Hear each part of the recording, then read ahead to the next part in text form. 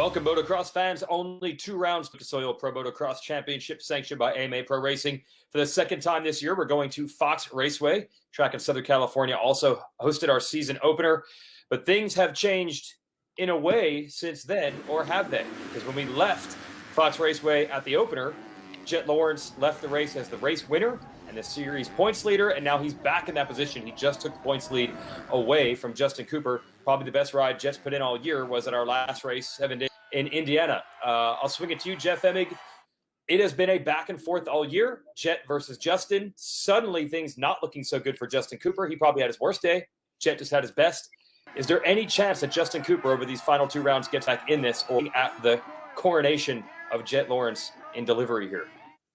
Well, Justin Cooper's going to have to do something really special if he wants to really put himself back in this championship battle. Because, like you said, I mean, we've kind of come full circle, right? Where Jett Lawrence started out the championship winning at a track that he rides very well at, Fox Raceway. He seems extremely comfortable there when it's pretty challenging for everybody. And I keep trying to put myself in the mindset in the head of both of these riders. And if you're Justin Cooper, something has to switch. You have got to get your confidence back. Because to me, I think he rode good last weekend at the race at Ironman, but he just didn't ride great. And this is the time of year that when you want to be champion, you have to put in great rides. We have seen Justin Cooper ride the highs and lows, even when he has good races. If he doesn't go 1-1, he's still kind of bummed on it. Meanwhile, we know that 18-year-old Jett Lawrence is kind of happy-go-lucky. We kept waiting for the pressure to build, but Ashley, you're down there at the podium every week. He doesn't even seem to realize one way or another. Don't feel like pressure is necessarily going to be a problem, even though he's so young. What have you seen from his demeanor as this series has gone on? You're right. He's so even-keeled with everything, and I think that's important for Jett Lawrence at such a young age to not have those highs and lows, because we've seen other riders mess up with riding the highs and the lows of a championship, and certainly Jett's seen it all season long. So I think his confidence is at an all-time high. As far as I've seen last week, he was really Jett Lawrence on the podium. He was excited for the fans, excited to be up there, and he hasn't given up on this championship. And I think that's the important thing to remember, is he was quite a few points down just 3 rounds ago, and he slowly just chipped away at this points lead, and now he comes in to the last round with the red plate, and I think that confidence is what he needed. And as far as Justin Cooper, last week it was a struggle for him, but he is the only rider to be on the podium overall every single week on this championship. And I think the important thing to remember that he said in his podium interview was, it's not over till it's over. We're going to keep fighting. It's not over yet. 4 more motos, and this thing ain't over till the last moto. So I think both of them are in it for the long haul and want this championship in the end. And neither one of them have been in this position in their career for an outdoor motocross championship. While Jett Lawrence is only 2 years in, Justin Cooper's 5 years in. So we'll see what happens as far as experience and Jett not having that experience. Well, and I can tell you guys both, I've been in that position before where the championship is not over actually till the final checkered flag. And we still have 4 more points paying motos to go. So much can happen. And I think that comment that you made about Justin Cooper says, look, I'm not giving up. I'm not giving up. Even though, he had a bit of an off weekend, he does have the ability to bounce back. And with Jett Lawrence being, a bit of a youngster, I mean, he's 18. Is it possible that he makes a mistake between now and then? I mean, we'll see. Fox Raceway is a really good track for him. And so if you want to be champion, you got to do special things. You got to be the hero. And so we'll see if one of these guys comes out of Fox Raceway, changing hands with the number 1 plate.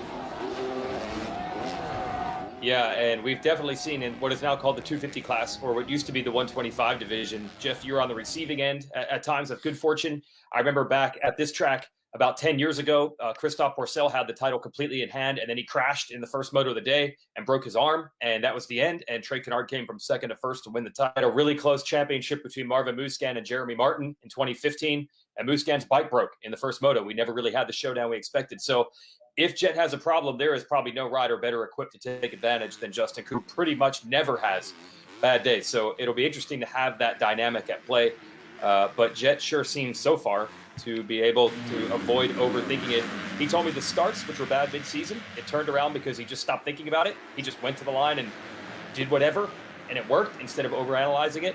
And he said as far as the pressure, he's not going to overanalyze it. He's going to try to just race as fast as he can every lap and not really think about the bigger picture. You know what, though? I bet you the riders, it's easy to say that. It's probably harder to actually do it if it starts getting tense.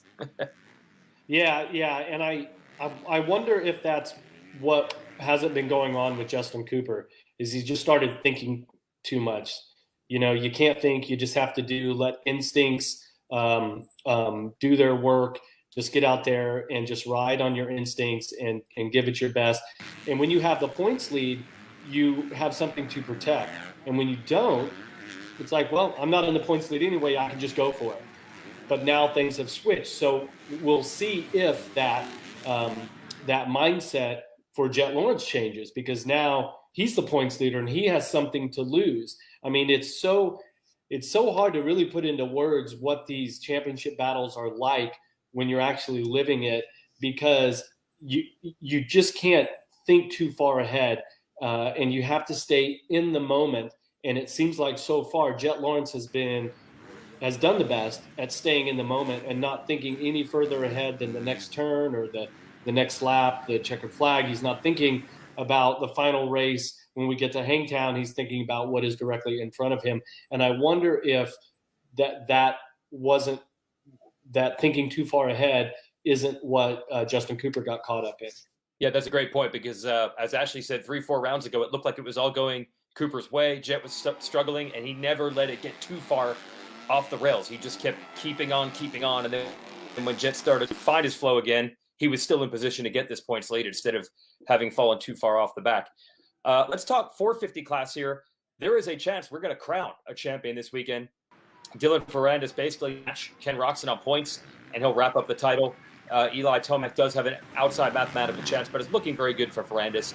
I got to ask you about this on the air last weekend, Jeff. Dylan Ferrandis is a rookie in the 450 class. He's a little older and more experienced than the average rookie because he was in the 250s, both in the United States for a long time, but still, rookie wins in the big class. It's pretty rare. Are you surprised to see not only, heck, that he could win the title, but that he might even be able to do it a race early? Yeah, especially considering the competition, to think that any rookie will come in and win the 450 Pro Motocross Championship with a race to go is pretty surprising. When you've got outstanding champions, Ken Roczen, Eli Tomac, you name it. He just has taken that momentum that he had from last year's 250 championship, and he's really ridden the 450 Yamaha the same way that he rode the 250. To me, he doesn't look any different on either bike, and with the horsepower difference, the bikes are, it is a handful to ride the bigger bike, and he has came in with just an aggressive confidence that you don't see very often, and especially to be a rookie and to not make any mistakes. It's been outstanding, and it really is a testament to what the Star Racing Yamaha team has done, backed by Monster Energy, how they've taken control of the 450 program and across the board have done wonders with it. And it looks like that Dylan Ferrandis, barring any sort of mishap, that he's going to be another rookie champion and another foreign-born champion in the 450 class. Yeah, it's certainly going that direction. Ferrandis has had very few holes in his game, so to think that he's going to cough up a 50-point lead over these last four motos, barring Motorsports disaster, is pretty far-fetched. So it's going to be pretty amazing for him. A Frenchman hasn't won this title since the great Jean-Michel Bayle in 1991. This Star Racing team is new to the class. They're potentially going to win the title in their first ever crack at it. It's pretty amazing. And as for Ferrandis, we mentioned not riding the highs and lows, but Ashley, you see it every week. He does ride those. If he wins this title, you're going to see pure emotion. This guy wears his heart on his sleeve. You see his passion and his desire for it because he lets it all loose at the end of the races, Ashley. Yeah, and he was emotional after last week's, which actually surprised me because it showed how much effort he put into that moto and to that overall win. He was on the podium and he was choked up. He had tears in his eyes and just appreciated the moment and didn't that first moto was really tough for him, and for him to be able to have those emotions and not be scared to show it to the fans and everyone. While Eli Tomac did put on a fantastic ride last weekend and got his first overall of the season, I just think that Ferrandis knew that this was the hardest moto that he's had, or the hardest 2 motos that he's had all season. So I think the emotions are going to be really high coming in this weekend. We'll see how he handles it coming off the start, because we've seen Ferrandis have bad starts. But I think for him, it's a championship. And, you know, like you said, barring motorsports disaster, he has it. And it's been fun to watch. It seems like no matter what you throw at him, it doesn't seem to affect him. It doesn't affect his performance, his mindset. He is in it for the championship. And I think it all started right where we're going to Fox Raceway when he got that first overall win. That's right. He did win the opener there at the beginning of the year. It might end up being the race where he clinches it, maybe not. A lot of it, I guess, is going to depend on where's the motivation for the other riders. Obviously, we see Tomac is still going for it because he finally got that win last week. I don't think he's going to let up. Really, the one in the point position, Jeff, Roczen's going to have to, if Roczen goes 1-1 and beats Ferrandis in both motos, that alone would stave off the title celebration. But we never really know what we're going to get weekend to weekend with Roczen. Do you think there are 450 riders that are still fired up and motivated, or are we turning into it's a long season, Ferrandis has got it, and they're just going to run out the string? Where do you think we sit with one race after this one? Well, I certainly didn't think that anybody was mailing it in last week at Ironman. You know, it's really crazy how Ken Roczen can flip a switch and, I mean, turn on the speed. Last week's race, he was, I believe we thought he was about 7th or so around the first turn. And in a lap, he's leading. He literally passes everybody in a lap. And then he fades back. And so, Ashley, what is Ken's demeanor like when he's on the podium after races like that? I mean, does he seem to have a way of just kind of putting on the smile? And, you know, obviously the crowds, when you're on the podium, you have one of the best seats in the house because the energy on these podiums are just incredible. But you kind of have that opportunity to see the real, raw, unedited emotion from the riders because they've just come off the track. You can't hide those emotions. And what is it that you get from Roczen in those cases? Roczen's always a fan favorite, so I think he does really ride the fans and the cheers as he's walking up to the podium.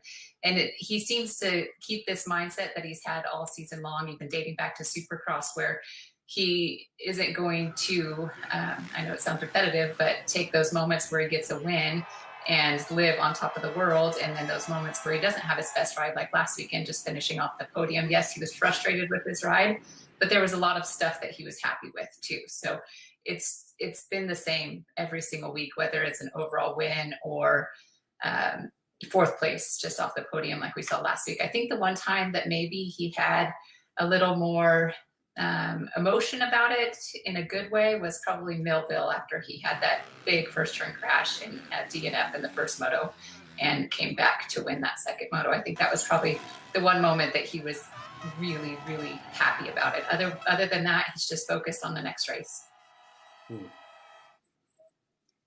It is this strange balance that all these athletes go through where you somewhat want to see them show the frustration to see, oh, he really does want it. He really does want to dig deep. When he loses, he's angry and he's going to come back stronger the next week. A lot of them, like Roczen, will tell you, yeah, but if I go into Monday depressed, it's not going to make things better for me. It's only going to make it worse. So sometimes we're waiting to see one thing and then they give you the other, but we never know what's genuine or what is the facade they're putting up, even to convince themselves, which is what makes it so hard to figure out. So this weekend should still be pretty intriguing because there is a chance that someone like Roczen could go out and win. We never know. Yeah, and there's another young rider in this 250 class that I've been really impressed with, and I wouldn't be surprised if in these last 2 races you don't see Joe Shimoda grab a win. The kid from Japan has worked his way through his career. Each year it seems like he gets better. He was a fill-in rider for the Pro Circuit team this year. He wasn't even supposed to be on this team, and yet now at the end of the championship, he's such a standout. And I'll go back to you again, Ashley. Seeing his smile on the podium and his demeanor, he is just soaking it in. I mean, this has to be the happiest kid on earth right now. Yeah, it has to go back to the sacrifices that he's made with his family. You know, he moved over here because he wanted to live his dreams of becoming a professional rider. And there's just been a lot that he's been through. And for Joe, he's pretty calm and doesn't show a lot of emotions. He is excited to come up on the podium and do his podium speeches, but he just goes through the race himself and thanks his sponsors and says the bike was much better this week, and this is why I'm up here. I actually got starts this week, and man, it was just cool to see, and it's been a fun journey to watch because Joe doesn't really, he's just steady. That's just how Joe is. Yep. Well, it all might be setting up perfect for a rider like him, because we do often see at the end of the year riders are managing championships. They're maybe not going all out for the win, and it opens the door up for new winners. Shimoda could be a rider that, exactly like Jett Lawrence at this track, last race of the year last year, Dylan Ferrandis didn't have to win the race to win the title. He probably wasn't going for the 1-1. Jett gets a victory, the first of his career. Look where he is now. So you never know of these final 2 rounds who could pop up while everyone else is worried about the bigger title picture. We'll have all the coverage live on Peacock starting at 10 o'clock Pacific Saturday morning. That is our exclusive 1-hour practice show. And then the motos start at 1 o'clock Pacific or 4 Eastern. 4 straight hours of coverage on Peacock. You can watch encore presentation on television of the second motos from Fox Raceway. 7 o'clock Eastern. First motos aired live on MAV TV. For Jeff Emig and Ashley Reynard, I'm Jason Weigandt. We'll see you at the races. 2 to go starting this Saturday.